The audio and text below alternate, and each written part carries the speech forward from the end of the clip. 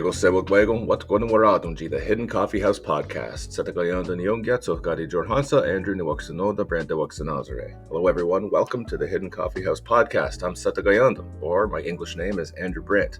I teach Mohawk language, First Nations, Métis, and Inuit studies. I'm an advocate for Indigenous rights, and sometimes you can find me on the stage as well. This November, come to Picton in beautiful Prince Edward County for the second run of Shatterbox Theatre's production of Cabaret the Musical.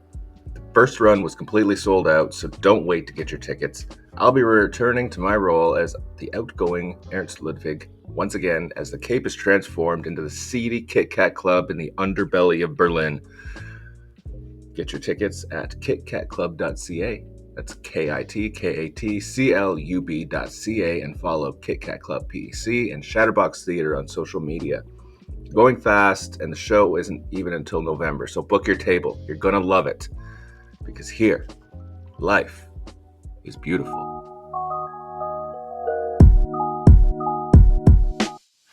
Before he was a captain, before he led migrations, before the title was even affixed to his name in the pages of British military records, treaties, and Upper Canada petitions, he was a Gunyo-Gehaga man, warrior, diplomat, messenger, negotiator, and a leader whose presence would shape the very foundation of what we now call Gontege on the shores of the Bay of Quinte. But what colonial memory rarely admits is that John Deserontyon was always the man at the center. He was never the shadow of another.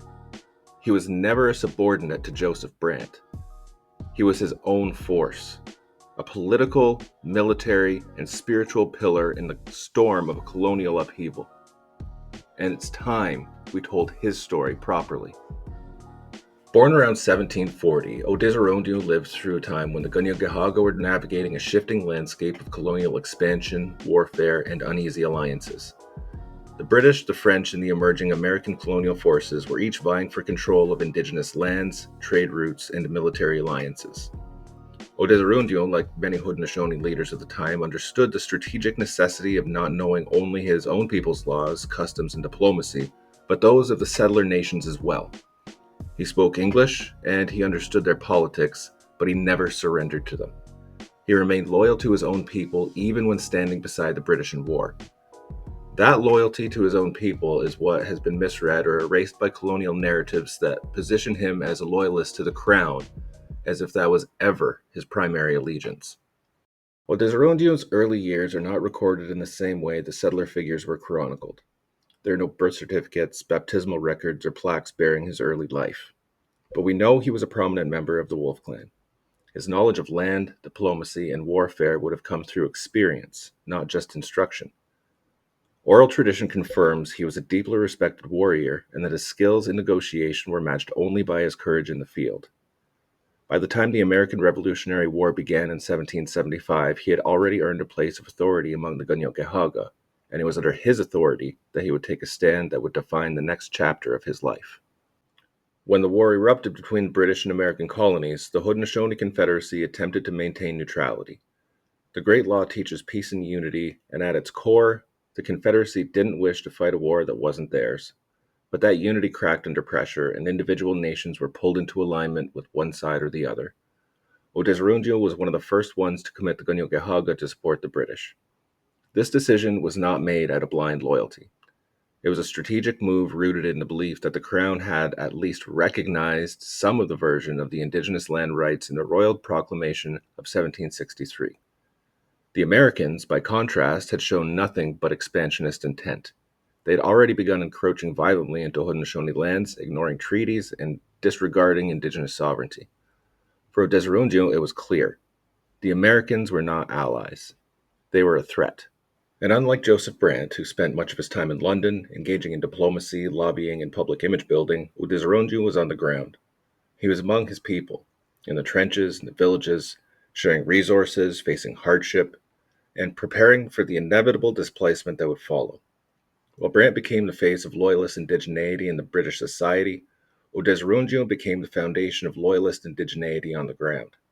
His decision to remain with his people, to lead them, feed them, stand beside them when the fires burn through their villages, is why many within our community view him as the true leader, not the celebrity, the protector. In 1779, General Sullivan led a brutal campaign against the Haudenosaunee, targeting crops, villages, and storehouses in a scorched earth assault designed to starve the people into submission. Entire communities were destroyed. The Mohawk Valley was ravaged, and it was in the aftermath of this campaign that Deserontyon's leadership solidified. He organized the evacuation of hundreds of Ganyogehaga from the interior to Fort Niagara. These were not soldiers. These were families. Elders, children, people who had lost everything. And Deserontyon took responsibility for their survival. He negotiated with British officers for rations. He ensured shelter and protection. He didn't lead with proclamations or speeches, but through action and presence. It's important to understand that Deserontyon did not simply react to war. He anticipated it. He moved with foresight, knowing the British might lose. He began preparing for what might happen after. When the Treaty of Paris was signed in 1783, ending the American Revolutionary War, the British ceded vast tracts of land to the United States, including Haudenosaunee territory, without consultation or compensation. The betrayal was complete, and Deserontyon, like many Indigenous leaders, realized that survival would mean finding new land. But not just any land that could sustain a people, land that could offer continuity for the Ganyogehaga. Deserontyon petitioned the British government for a secure tract along the Bay of Quinte, land that was both strategically located and agriculturally viable. His goal was not only relocation, but resurgence. He wanted to rebuild, and he made it happen. In 1784, Captain John Deserontyon led approximately 20 Ganyogehaga families, about 100 people, to the Bay of Quinte. They established a settlement that would become Tyendinaga. The land grant they received, often referred to as the Mohawk Tract, was roughly 92,700 acres. It was a grant, not a surrender, and Deserontyon understood this distinction. He knew the difference between settlement and submission. He believed that by anchoring his people in a new territory with British recognition, he could ensure continuity of culture, identity, and governance. The first years in Quinte, or widely known as Tyendinaga, were not easy. There were no buildings or infrastructure, just the land and will to survive. Deserontyon oversaw the construction of homes, a schoolhouse, and a church, distribution of rations, and coordination of resources. He continued to serve in the Indian Department, but his focus was always on the community. Letters from the British officers and surveyors confirm his role as the key liaison between the Ganyogehaga settlement and colonial officials. It was Deserontyon, not Brant, who was seen as the leader of the Bay of Quinte Mohawks. Religious tensions also defined this period. Deserontyon had long been associated with Anglicanism, having adopted some Christian teachings during his interactions with the British missionaries. But he didn't force Christianity onto his people. Unlike Brant, who was ordained as an Anglican deacon and pushed aggressively for church construction and missionary presence, Deserontyon took a more measured approach. He permitted missionaries to engage with the community, but he maintained respect for traditional spiritual practices. This spiritual balance is one of the reasons why Quinte retained stronger cultural continuity during early settlement. The community was not fractured by forced conversion or the erasure of clan structures. Deserontyon allowed Christianity to coexist, but he did not allow it to dominate. One of the most significant but often overlooked aspects of Deserontyon's leadership was his commitment to diplomacy. He continued to advocate for the rights of his people, writing letters, petitions to British officials requesting protection, resources, and recognition. He argued that the Ganyogehaga had been promised support for their loyalty during the war, and he refused to allow them to be forgotten in the aftermath. His persistence resulted in increased rations, tools, and farming equipment for the community. These weren't handouts, they were obligations, and he made sure the Crown remembered that. The historical record has failed to elevate Captain John Deserontyon to the place he deserves. Too often, he's presented as a secondary figure or footnote to Joseph Brant's fame. But within the Ganyogehaga community, especially those from Quinte, it's clear that Deserontyon was the real leader. The one who stayed, the one who shared, the one who carried the weight of the people. Not for prestige or political leverage, but because it was the right thing to do. Colonial historians fixated on Brant's education, his connections in London, his charisma in settler spaces. But leadership in our community is not measured by degrees or applause. It's measured by presence, action, and the ability to protect, provide, and persist. Captain John Deserontyon did all of that, and he did it without needing to be seen. He wasn't looking for a statue.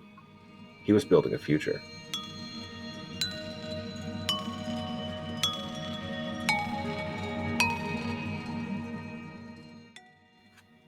Captain John Deserontyon was not simply a loyalist or a soldier. He wasn't a pawn or a footnote. He was a nation builder. From the moment war broke out in the 13 colonies, he moved with strategic clarity and cultural rootedness. His actions were not dictated by allegiance to the crown, but by allegiance to his people. That distinction matters because the settler narrative always wanted to reduce him to a tool of empire. But that's not what the record shows. We know that before revolution ever took hold, Deserontyon had already served in key defensive positions. As early as the 7 Years' War, he demonstrated the kind of leadership that marked him for a central role in Haudenosaunee political and military life. By the 1770s, he was already recognized as a trusted speaker and a man who carried himself with dignity, vision, and clarity.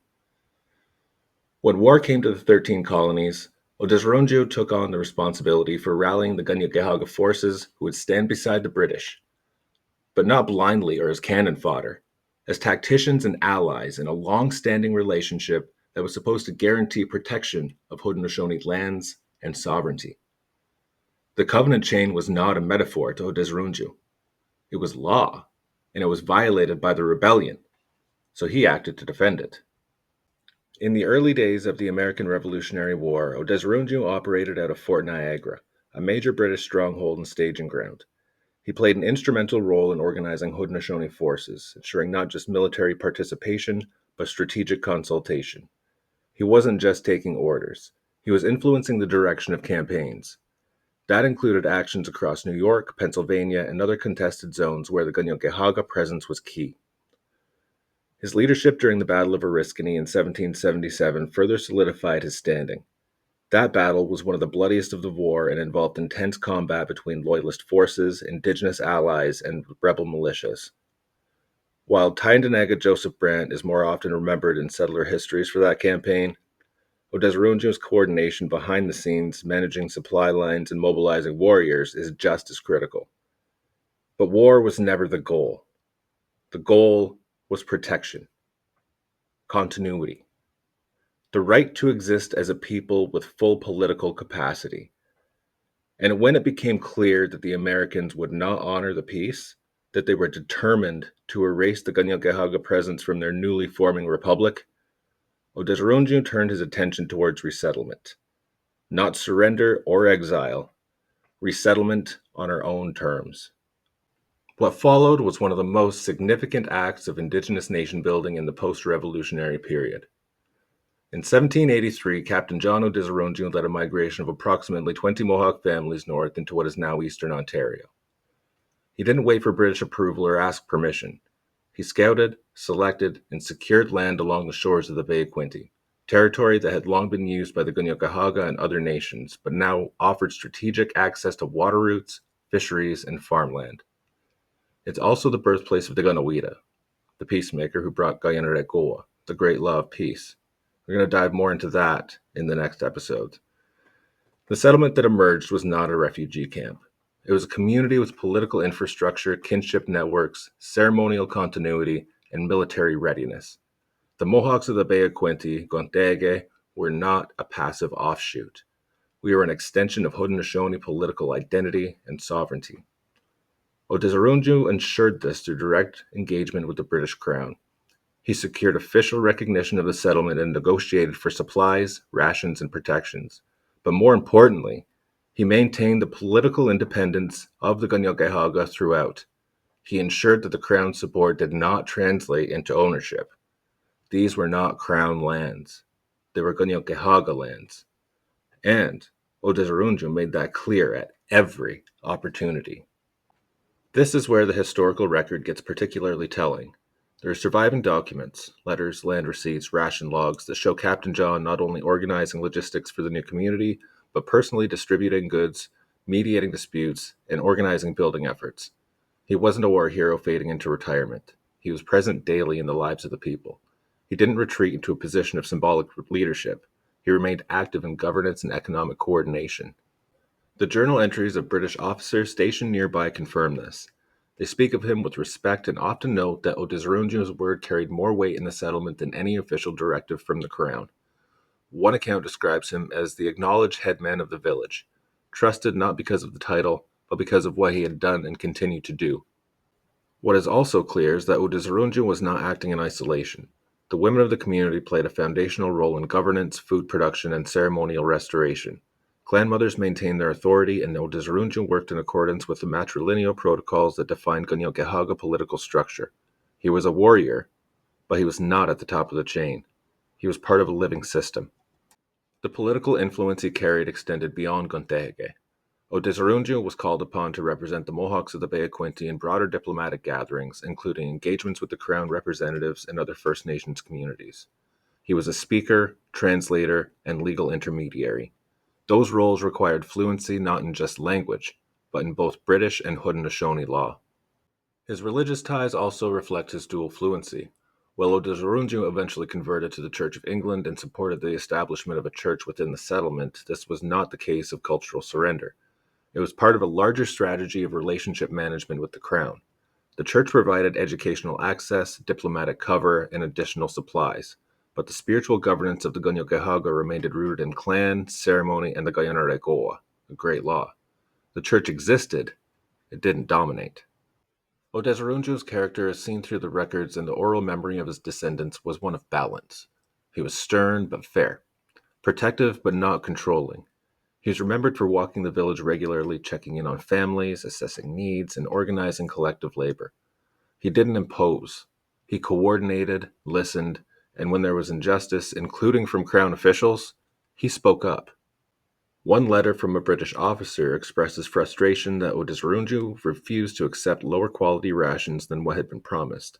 He insisted that the Ganyokehaga receive what they were owed, not what was left over. This kind of advocacy was constant, and why his name endured.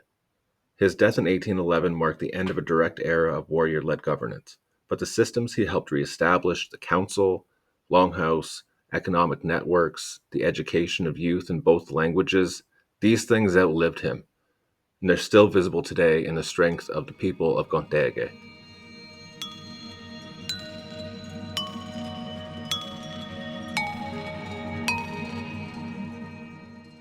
By the time the War of 1812 loomed on the horizon, the Mohawks of the Bay of Quinte had already lived through 30 years of political betrayal.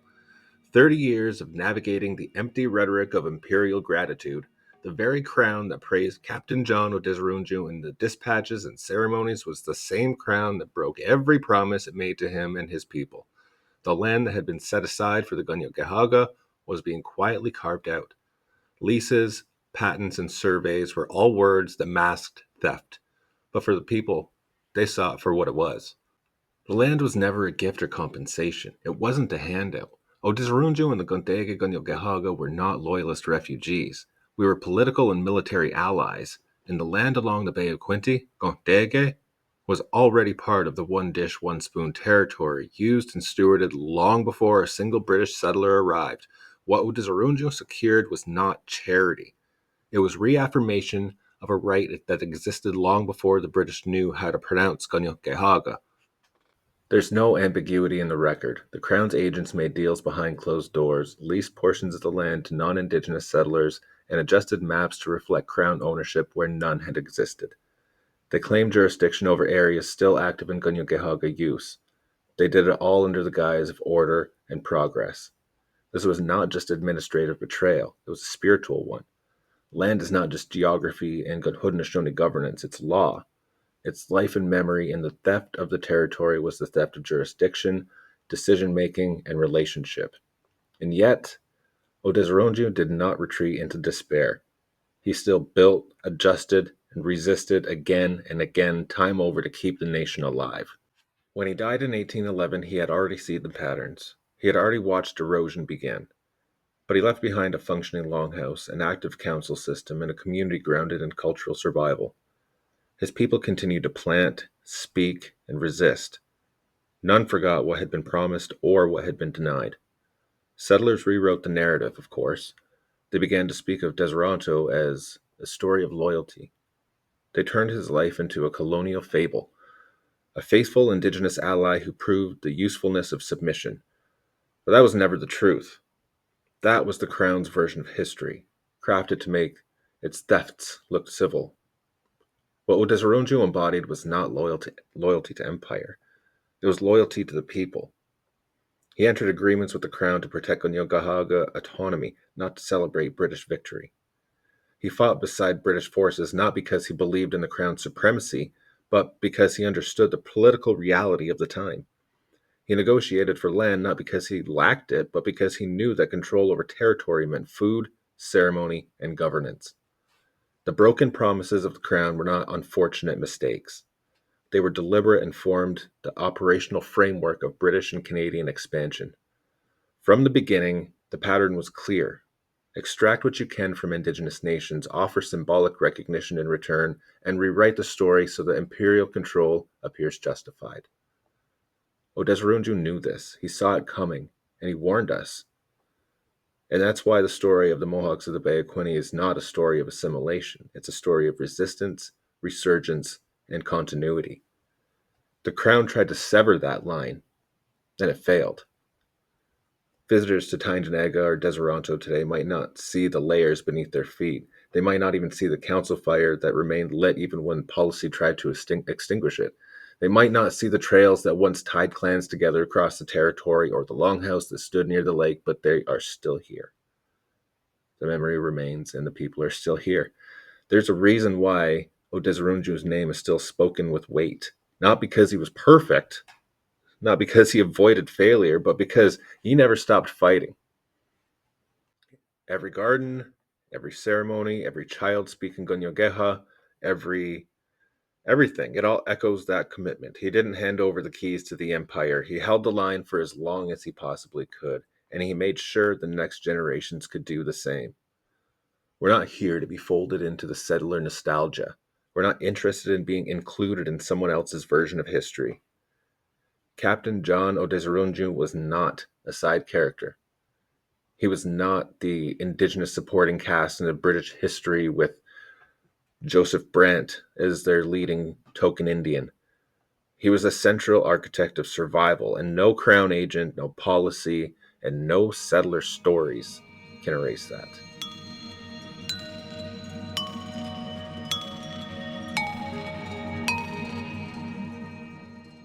Nyawagose Wagwagon for listening, and just a reminder that this November, Shatterbox Theatre will be transforming the Cape in Prince Edward County into the seedy Berlin Kit Kat Club for the second run of Cabaret the Musical. I'll be returning to my role as Ernst Ludwig. Head to kitkatclub.ca, that's kitkatclub.ca, and get your tickets. They're going fast. We are completely sold out in our last run. Completely sold out. We had a massive waiting list. That's why we're back. We're not going to be back again. You don't want to miss this, because here, life is beautiful. Bright moonbeams twinkle on the rippling Rhine River, and my sweetheart waiting